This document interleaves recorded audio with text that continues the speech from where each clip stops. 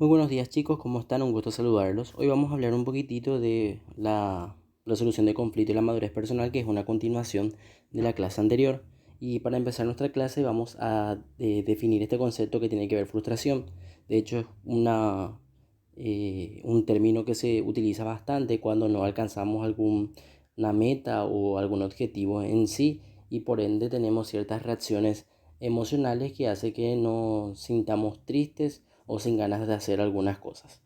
Para poder entender básicamente esto, nos estamos refiriendo a algo directamente interno, como cuando quise, para poner un ejemplo así básico, quiero sacar 5 en matemáticas, pero saco un 3 o un 4 y me siento mal a causa de eso. Y en realidad la forma en que nosotros reaccionamos a esa situación es la que nos afecta interiormente. En todo caso, yo puedo tomarla de una manera positiva como de una manera negativa. Puedo tomarla de una manera positiva al decir, bueno, no tuve la calificación que quería, pero voy a esforzarme más para la siguiente etapa o para el siguiente examen y voy a tener una mayor calificación. O puedo tomar de manera negativa, no soy bueno en matemáticas, no me va a salir nada, hambré luego, no quiero saber absolutamente nada de eso. Y estamos hablando así en un contexto básico, ¿verdad? Porque a nivel emocional, obviamente es mucho más problemático cuando tocamos así temas mucho más personales, como por ejemplo perder a la pareja o fracasar en alguna meta que había tenido o al perder algún tipo de dinero o algo así, nos sentimos mucho peor, que esto puede generar un problema emocional dentro del individuo. De hecho, la mejor manera de resolver esos tipos de problemas es siempre buscar una manera positiva y buscar una solución. Por eso habíamos visto en la clase anterior la resolución de conflictos, que pueden ser personales como también interpersonales, ¿verdad? Porque puede ser un conflicto interno mío como externo con otras personas, ¿verdad? Cuando tenemos ese tipo de problemas, lo que tenemos que hacer es relajarnos, analizar bien la situación, eh, ver un poquitito cuáles son las posibles soluciones que den ventaja a ese problema que yo estoy teniendo, y con base a eso acciono. Una vez que tenga bien definido, obviamente. Porque si yo me voy, vamos a así decirlo, de frente, guiándome por mis emociones y no por mi razonamiento en sí, es muy probable que termine en un dilema mucho más grande. ¿Ok?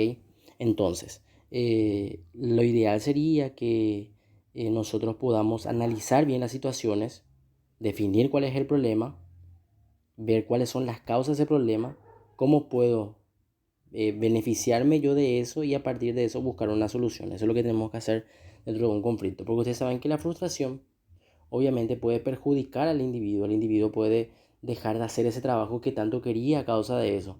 Puede evitarse el conflicto, o sea, apartarse totalmente y dejarse nomás y sentir esa frustración por dentro, o enfrentarla, obviamente.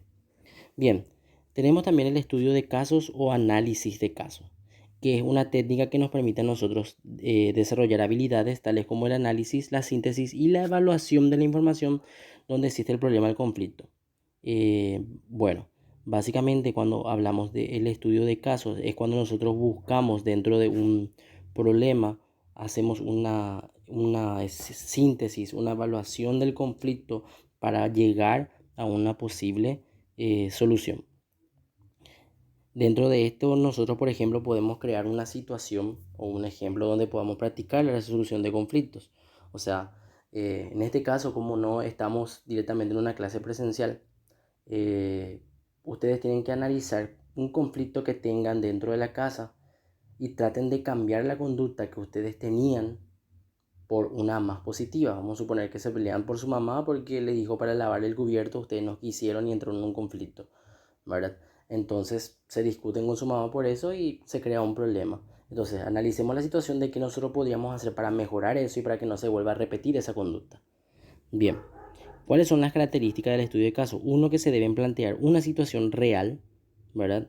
Debe ser claro y comprensible, debe fomentar la participación de todos, y los aspectos principales y secundarios de la información deben estar entremezclados en el tiempo para la discusión y para la toma de decisiones de ser limitado. Bien, tenemos tres tipos de casos. Uno, el primer tipo, es cuando nosotros vamos a realizar un diagnóstico básicamente, o vamos a identificar cuál es el problema y cuál es su causa. vamos a suponer que estamos en el conflicto con la mamá. ¿Qué es lo que conllevó a esa situación, a ese problema? Que mi mamá me pidió lavar los cubiertos. Yo no hice. Esa es básicamente la causa. Pero ¿qué desencadenó eso? Me dijo de mala manera, estaba haciendo algo mediante eso y le respondí mal a mi mamá. O sea, hay que buscar el trasfondo básicamente de eso para poder buscar una posible solución a eso. Entonces, ¿cuál es el problema y cuáles sus causas? En el segundo tipo, lo que hacemos es describir la situación, obviamente, ya identificando sus problemas y ver una posible solución. Eh, ¿Cuál es el problema planteado y cómo consideramos la mejor solución para ese problema que pueda beneficiarle? No solamente a mí, sino a la otra persona. En el caso del ejemplo del conflicto con la mamá, algo que le beneficie a la mamá y algo que me beneficie a mí. Bueno, analizamos la situación. Bueno, mamá estaba ocupado porque justamente estaba, no sé, jugando un videojuego y no podía salir. Pero al terminar este videojuego, mamá, voy a hacer sin ningún problema. O algo así. Buscamos una solución factible a eso. Y en el tercer caso, lo que hacemos es, se describe la situación, se presenta el problema de forma clara y se da la solución. Aquí ya se actúa directamente y luego se piensa, ¿fue correcto el diagnóstico que he realizado? ¿La solución fue correcta? Eh, y si no funciona, por ejemplo, obviamente veo otras opciones que pueden beneficiar, pero hay que también analizar para que no se vuelva a repetir eso después, obviamente. Entonces, la próxima vez que mi mamá me diga algo, voy a tratar de hablarle un poquitito y voy a explicarle lo que estoy haciendo y que después voy a hacer. O sea, busco una posible solución que no solamente me ayude en el momento, sino que también después. Y por último, espero que se haya entendido esto. Cualquier duda o chicos, ustedes me pueden consultar sin problema. Por último, tenemos la madurez personal. La madurez personal es un estado eh, que se alcanza cuando una persona obviamente llega al desarrollo físico y sexual en su totalidad.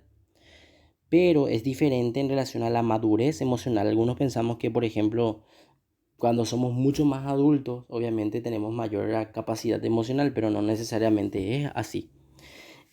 Algunas personas cumplen años pero no maduran, en cambio otras, aunque jóvenes, pueden ser bastante maduras también.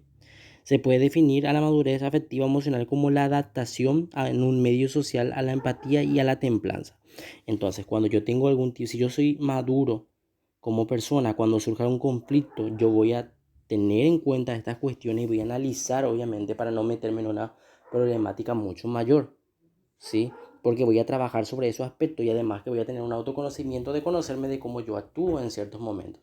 Porque si yo sé que soy nervioso, tengo que practicar obviamente a mejorar eso, a través de respirar, relajarme y luego actuar. Bien, ¿cuáles son las características de la madurez? Capacidad de pensamiento crítico, porque obviamente analizo la situación antes de llegar a la acción. No me guío directamente por mis emociones. Acepto las críticas de manera adecuada, o sea, tengo una apertura al cambio. Tengo una apertura de escuchar a los demás, aceptar en los momentos en el cual yo me estoy equivocando y cambiar esa conducta por otra más positiva. Acepta las consecuencias de sus actos. Si no lo logré, si no pude alcanzar, si no llegué a un acuerdo con una persona, acepto el problema y busco otra posible solución o busco que no se vuelva a repetir ese problema. Es tolerante frente a la frustración y es responsable también.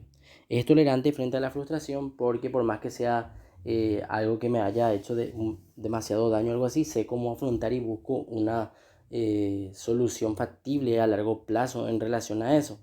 Porque si voy a estar obviamente quejándome todo el tiempo de eso y viviendo con esa carga, obviamente siempre voy a estar sintiéndome mal. Entonces, ¿cómo puedo hacer para afrontar esa situación? Y es responsable también.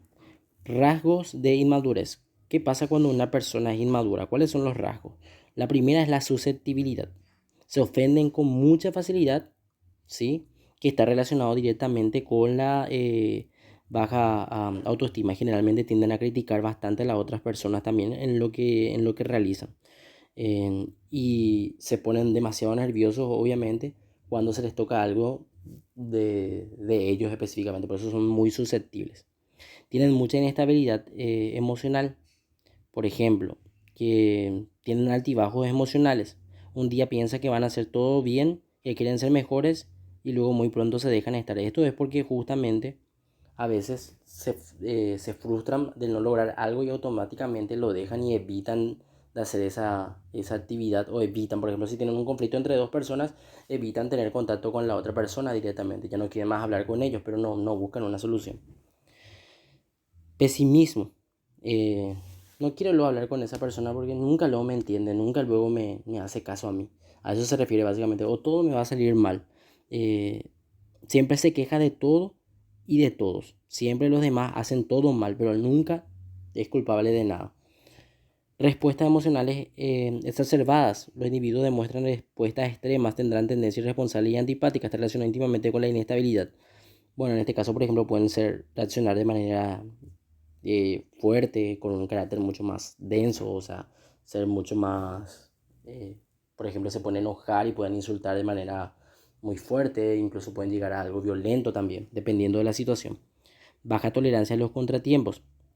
Cuando las cosas no les salen como esperaban, pueden expresarse tanto en frustración como en ira. En este caso pueden, por ejemplo, tirar alguna cosa, golpear algo, enojarse totalmente, incluso hasta llegar al sentimiento de llorar muchísimo tiempo por eso, por esa frustración. Bien, extrovertido, demasiada relación con los demás y muy poco autoconocimiento. O sea, busca la satisfacción de su vida relacionándose con los otros, pero no se analiza directamente lo que él es como persona. Inseguridad, obviamente que está relacionado con la autoestima baja, y rigidez.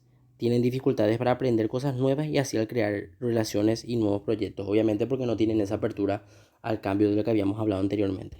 Ok, hasta aquí nuestra clase de hoy, chicos. Cualquier duda o consulta, por favor me preguntan y con gusto les voy a estar ayudando. Desde ya, un abrazo para todos.